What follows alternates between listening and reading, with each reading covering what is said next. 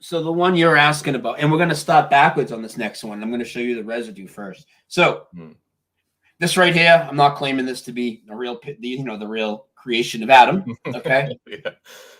This is residue, though. Okay, we'll start with this one, right? And I know some people probably take some offense to this, but it's a good piece of residue, right? Because it's showing a representation of what the orientation used to be like. The creation of Adam painted on the ceiling of the Sistine Chapel, which represented God reaching down to Adam with his finger and providing the spark to him, like you'll see in other residue here. Okay, coming down at an angle like a 45. Okay, this is what I remember. This is what I remember, like a 45 degree. These are all done as a parody, right? People did this with their artistic impression, and this remains. I mean, this isn't the official thing that got Mandela affected, but wait till you see what's happened to the creation of Adam that is being depicted by all these. And it's a very important message because, these Bible changes, these artworks, I mean, wait till I show you what's happened now. So now, if you go to the Sistine Chapel, and this is the original, ready? God is no longer higher than Adam. He's no longer coming down at an angle. And in fact, look at Adam.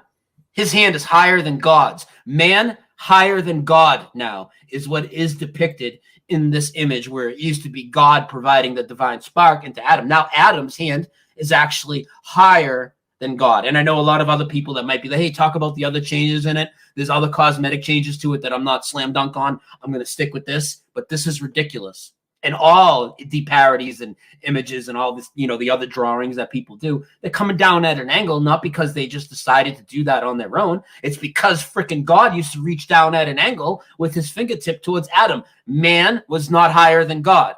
So you got man higher than God now with this agenda. Moses statues now have horns on it. The wolf is now dwelling with the lamb in the Bible. They're mixing up gender all throughout these Mandela effects, from little things like the Journey song to big things like stuff in the Bible, calling Jesus it. I mean, there's all sorts of freaking nonsense going on, and people don't want to pay any attention to this, and they want to act like we're the fools. We're the most observant ones out here. We're the most honest ones out here. I'll keep taking the heat from the people. I know this is happening. You got to be a freaking moron to deny in 2022 that the Mandela effect is real. You don't have to agree with all of them. Are they bad channels? It's bad channels for every topic. There's people that have bad discernment in every topic. There's people that purposely put out bad Mandela effects. Okay?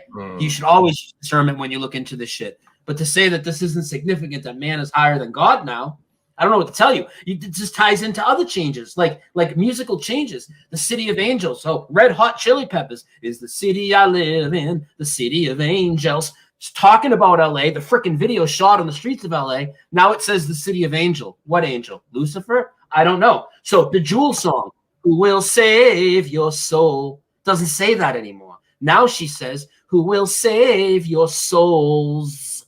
And the S is so clear. It's so clear that she says souls. Song title hasn't changed, but these little messages, the mamas and the papas, California Dreamin', used to say, I got down on my knees and I began to pray. Now it says, I get down on my knees and I pretend to pray. And I made a video showing the songwriter how she's in on this whole thing, and it was completely ridiculous. Like, it's unbelievable, dude.